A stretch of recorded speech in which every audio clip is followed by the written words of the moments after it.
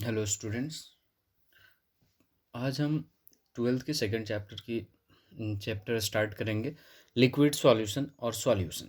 ठीक है, देखिए यहाँ पे अगर बात करते हैं हम सॉल्यूशन की कि सॉल्यूशन क्या है, तो सॉल्यूशन दो चीज़ों से मिलके बनता है। ठीक है, एक होता है आपका सॉल्यूट और दूसरा जो होता है वो होता है आपका सॉल्वेंट। ठीक है, जनरली हम इसको कैसे डिसाइड करते हैं कि कौन सा सॉल्यूट है कौन सा सॉल्वेंट है। तो सॉल्यूट वो होता है जो स्मॉलर अमाउंट में होता है। ठीक है, जो स्मॉलर अमाउंट में होता है उसे सॉल्यूट कहते हैं, और जो लार्जर अमाउंट में होता है, ठीक है, उसे क्या कहते हैं, हम सॉल्वेंट कहते हैं। ठीक है, उसे सॉल्वेंट कहते हैं। जैसे मान लीजिए 20% इथेनॉल सॉल्यूशन। ठीक है, इथेनॉल सॉल्यूशन। ठीक है, तो यहाँ पे अगर हम देखें तो यहाँ पे 20% क्या आ जाएगा आपका, 20% जो इथेनॉल है। ठीक है, और टोटल ये 100% होगा तो 80% क्या होगा, वाटर आ गया आपका। तो यहाँ पे ये क्या होगा, सॉल्यूट होगा, और वाटर क्या होगा आपका, सॉल्वेंट होगा। क्या होगा आपका, सॉल्वेंट होगा। ठीक है, अगर सपोज आपका हो गया 80% इथेनॉल एंड 20% वाटर, तो यहाँ देखिए क्या हो जाएगा आपका, ये जो होगा ये सॉल्वेंट हो जाएगा, और ये क्या होगा आपका, सॉल्यूट होगा। तो ये जनरली ऐसा होता है कि ये अमाउंट पे डिपेंड करता है। ठीक है, हर जगह एप्लीकेबल नहीं, लेकिन जनरली ऐसा होता है। ठीक है, एक्सेप्शन इज ऑलवेज देयर। तो सॉल्यूशन में देखिए एक ये भी बात होता है कि फाइनली जिस कंपोनेंट की फिजिकल स्टेट ले ले, ठीक है, उसे सॉल्वेंट कहते हैं। ठीक है, जैसे दो है, एक सॉलिड है एक लिक्विड है।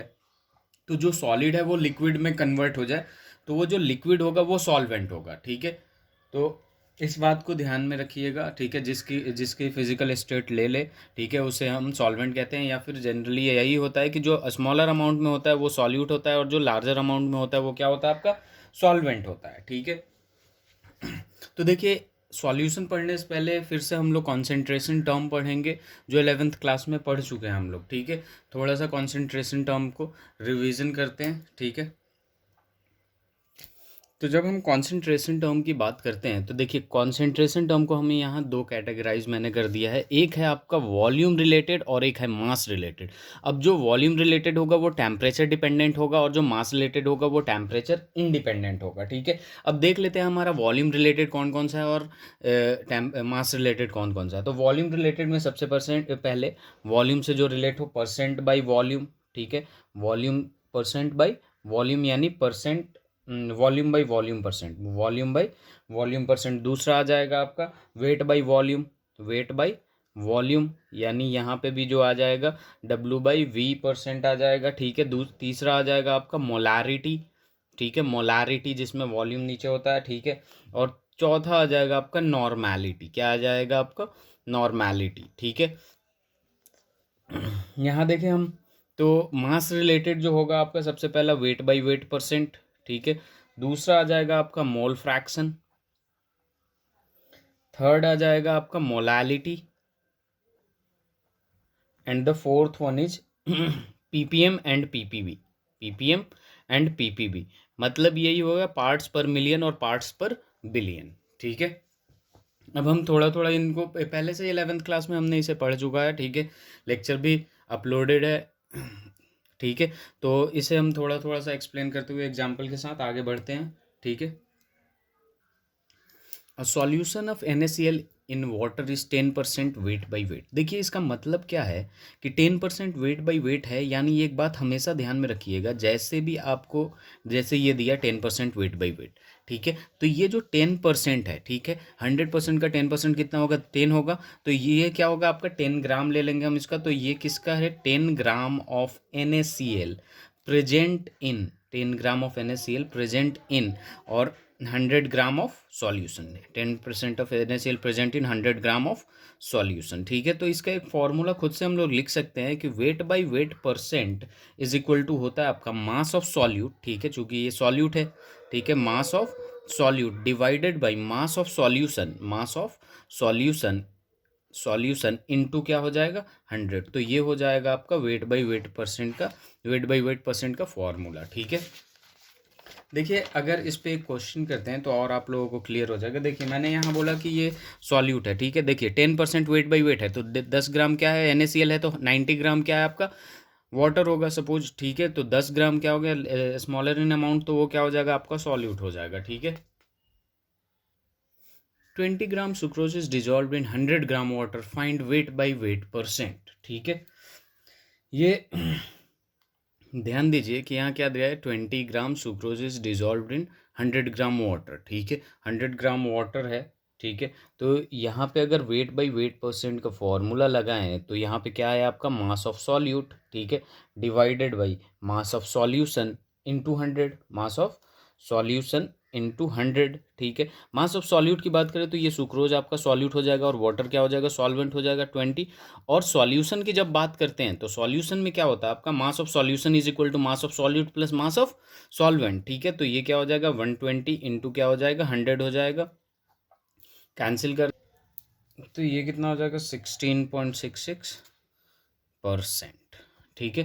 तो इस बात को ध्यान में रखिए। देखिए यहाँ पे सॉल्यूशन की जब बात करते हैं तो सॉल्यूशन कैसे बना होता है, ठीक है। ये होता है आपका सॉल्यूट प्लस सॉल्वेंट, ठीक है। क्या होता है solute plus solvent is equal to solution. तो सॉल्यूशन का मास की जब बात करते हैं, mass of solution is equal to mass of solute plus mass of solvent, ठीक है।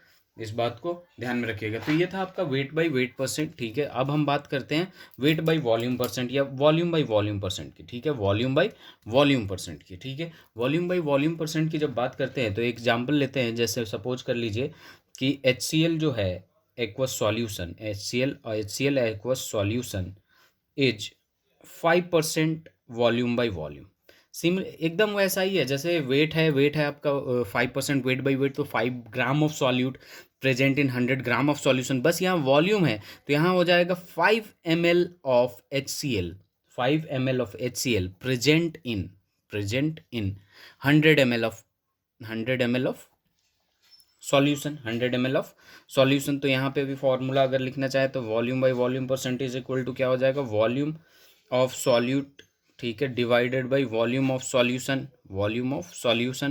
एट इनटू क्या हो जाएगा 100 हो जाएगा। ये एक फॉर्मूला बन गया, ठीक है। सेम वही, ठीक है। अगर हम इसमें वेट बाई वॉल्यूम की भी बात करें, ठीक है, वेट बाई वॉल्यूम % की, ठीक है। देखिए यहाँ वेट बाई वेट % बहुत इजी है, ठीक है। वैसे ही वॉल्यूम बाई वॉल्यूम % है, बस आपका यूनिट चेंज हो जाएगा, यहाँ ml में लेंगे वहाँ ग्राम में।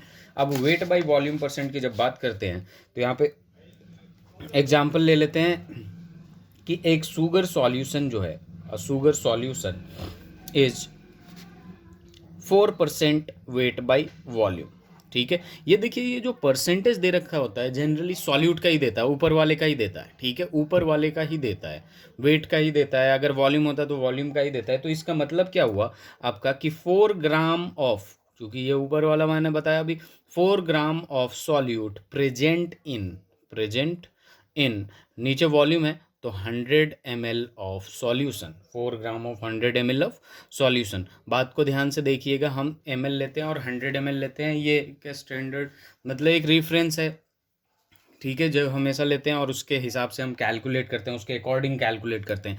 तो फॉर्मूला देखिए वेट बाई वॉल्यूम % का, तो ये क्या हो जाएगा आपका मास ऑफ सॉल्यूट, ठीक है, क्या होगा आपका mass of solute divided by volume of solution, ठीक है, इनटू क्या आ जाएगा आपका 100 तो वेट बाई वॉल्यूम % हो गया, ठीक है। इस पे क्वेश्चन करते हैं हम लोग, देखते हैं कि क्वेश्चन और अच्छे से समझ में आ जाएगा। देखिए sugar solution is 10% weight by volume, find weight by weight % if density of solution is 1.25 ग्राम पर ml। देखिए वेट बाई वेट % निकालना, इसका फॉर्मूला क्या होता है आपका मास ऑफ सॉल्यूट, ठीक है, डिवाइडेड बाई क्या हो जाएगा आपका वेट बाई वेट % निकालना है तो यहाँ पे क्या आ जाएगा मास ऑफ सॉल्यूशन इनटू क्या आ जाएगा 100, ठीक है। और हमें गिवन क्या है कि 10% वेट बाई वॉल्यूम, ठीक है, क्या है 10% weight by volume, which means कि 10 gram of solute, 10 gram of solute present in 100 ml of solution, ठीक है, present in 100 ml of solution. देखिए फॉर्मूला मैंने ऊपर इसलिए लिखा, देखिए मास ऑफ सॉल्यूट, अब देखिए ये 10 ग्राम है सॉल्यूट का मास यहाँ से मिल जाएगा, ठीक है। अब यहाँ पे 100 तो गिवन है, ठीक है, ये तो न्यूमेरिकल वैल्यू है। यहाँ पे मास ऑफ सॉल्यूशन की बात करें तो यहाँ पे दो चीज़ें दे रखा है, डेंसिटी दे रखा है आपका 1.25 ग्राम पर ml, ठीक है, और वॉल्यूम दे रखा है 100 ml सॉल्यूशन का। ठीक है, तो यहाँ से हम क्या निकाल सकते हैं, मास ऑफ सॉल्यूशन निकाल सकते हैं। डेंसिटी इज इक्वल टू क्या हो जाएगा आपका, मास अपॉन वॉल्यूम हो जाएगा। ठीक है, तो यहाँ पे मास इज इक्वल टू क्या हो जाएगा, डेंसिटी इंटू वॉल्यूम। ठीक है, तो यहाँ पे मास इज इक्वल टू क्या लिख सकते हैं, 1.25 into 100 which is equal to 125 gram. अब हम परसेंट वेट बाई वेट देखें तो मास ऑफ सॉल्यूट क्या है 10, मास ऑफ सॉल्यूशन क्या है आपका 125 इंटू 100। तो इसे जब हम सॉल्व करेंगे तो हमारे पास कितना आ जाएगा, देखिए यहाँ पे आ जाएगा 1000 डिवाइडेड बाई 125। 25 से करें तो ये 5 टाइम्स जाएगा, और ये तो ये कितना आ जाएगा, 8% आ जाएगा। तो हमने कॉन्सेंट्रेशन टर्म में ये पढ़ लिया, wait by weight percent, weight by volume percent and volume by volume percent. Next lecture में हम और कंटिन्यू करेंगे normality, molarity, molality, mole fraction. Thank you so much.